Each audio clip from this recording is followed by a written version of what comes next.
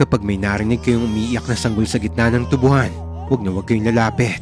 Dahil sa probinsya namin sa Negros, may nilalang na ginagayang iyak ng sanggol para lang makabiktima. At isa ako sa muntik ng hindi makauwi ng buhay. Story time. Ako si Ramon.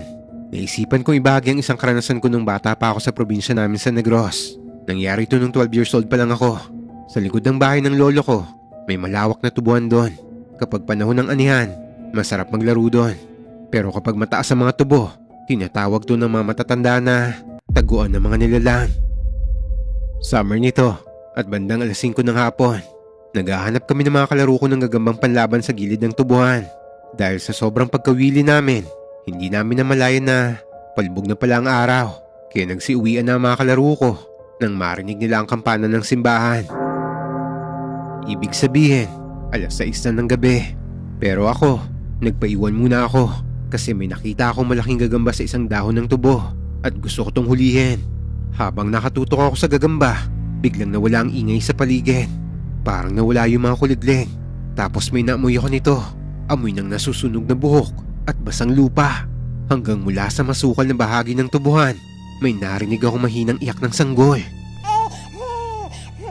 Nagtaka ako nito at sinabi ko sa sarili ko, sino namang baliw na nanay ang magdadala ng sanggol sa gitna ng tubuhan ng ganitong oras?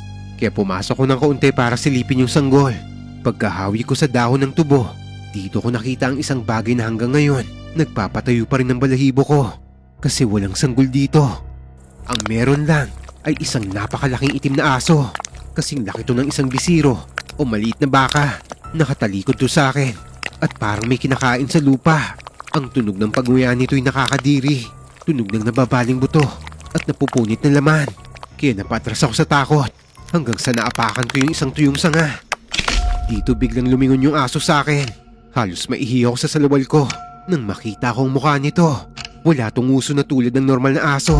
Ang mukha nito ay palapad na parang sa tao at ang mga mata nito'y nanlilisik na kulay pula. Pero ang mas malala, imbis na tumahulto, ngumiti ito ng napakalaki, parang abot hanggang tenga. Tapos unti-unti, tumayo siya gamit ang dalawang paa niya sa hulihan na parang tao. Ang mga paa nito sa harap ay naging mahahabang kamay na may mahahabang kuko. Gusto kong tumakbo nito, pero parang napako ang mga paa ko sa lupa hanggang tumunog ulit ang iyak ng sanggol. Pero ngayon, nakita ko mismo na sa bungangan ng halimaw nang gagaling ang tunog na yon. Nang humakbang to palapit sa akin, dito na bumalik ang ulirat ko. Binitawan ko ang garpo ng gagamba at tumakbo ko ng pinakamabilis na kaya ko palabas ng tubuhan. Habang tumatakbo ko, naririnig ko ang malakas na yabag sa likod ko at ang paghawi ng mga tubo. Kumakaluskos yun papalapit ng papalapit sa akin. Swerte ko na lang nito dahil saktong naglalakad ang lolo ko papunta sa tubuhan. Bitbit ang lampara niya para sunduin ako. Nang makita niya akong namumutla at umiiyak at narinig niya ang kaluskos sa likuran ko, agad niyang ibinato ang hawak niyang dakot ng asin at luya doon sa direksyon ng tubuhan. Yawa pahalaya! Matapos to, isang malakas na iyak ng sanggol ang narinig namin. Hanggang mapalitan to ng alulong na parang asong nasasaktan. Tapos narinig namin ang mabilis na pagtakbo ng papalayo sa amin. Kinagabihan, nilagnat ako ng matindi. 3 araw akong hindi makabangon.